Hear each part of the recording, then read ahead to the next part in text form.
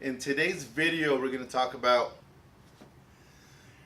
facts about becoming a legal document assistant or an unlawful detainer assistant. Also, two of my greatest supporters, it's my wife and my daughter.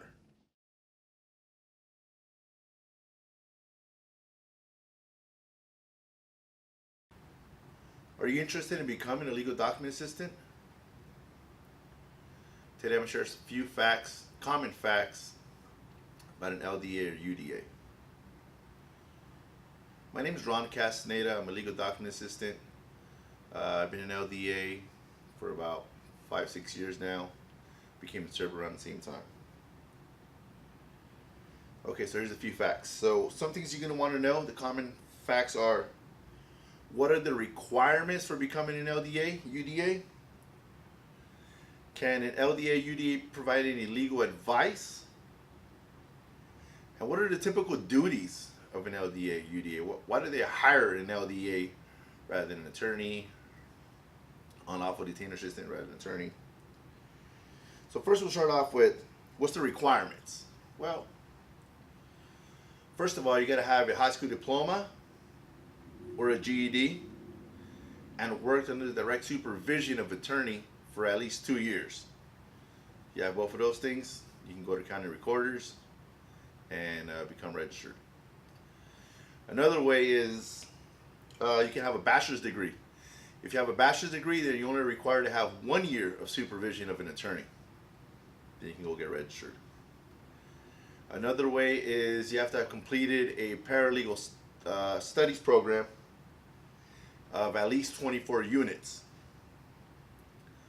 And the last way is you have to have completed a paralegal studies program that's approved by the American Bar Association. And then every 2 years, when you renew, you have to get continuing education credits, 15 hours. So that's how to become an LDA. The next thing is, can an LDA give legal advice? So LDAs, they're not attorneys. Can't give any legal advice. You can't pretend to be an attorney. You can't accept retainers. Everything is prepared in the specific direction of your client. So that means that everything you're preparing is self-represented. So he's proper, representing himself. You can have an attorney pick up, something to the case and take over from there, but everything's done proper. So everything they ask you, you just prepare it to their specific direction. That's important. Another thing that we didn't talk about is, what are the typical duties of an LDA, UDA? So people typically hire an LDA to do easy cookie cutter paperwork. Uncontested divorces are common, very, very common. Maybe there's no property, no assets, no children. Those are real simple. They'll probably typically hire an LDA rather than an attorney to do those type of functions. Requests for orders to maybe establish custody, modify custody. Those are very typical as well. Unlawful detainers is common.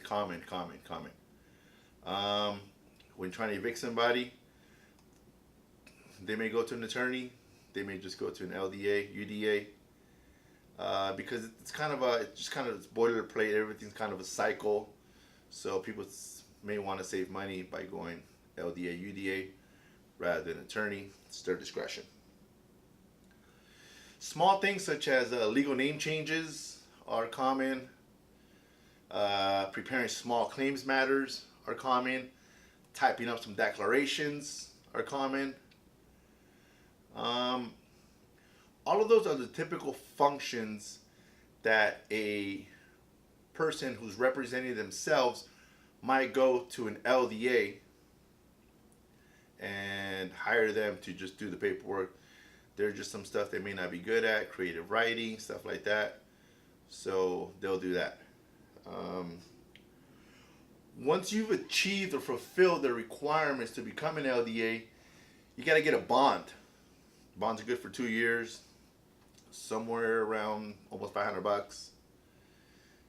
That's all handled through your local county recorder. So wherever you do your business, that's where you get registered at. You get a LDA, UDA number, and you begin working for yourself. So if you're thinking about becoming an LDA or UDA, those are the common facts. Hopefully this video has helped you actually navigate through becoming an LDA or UDA. And if you have any questions or anything, feel free to let me know. I'll answer whatever questions I can. Thank you for watching.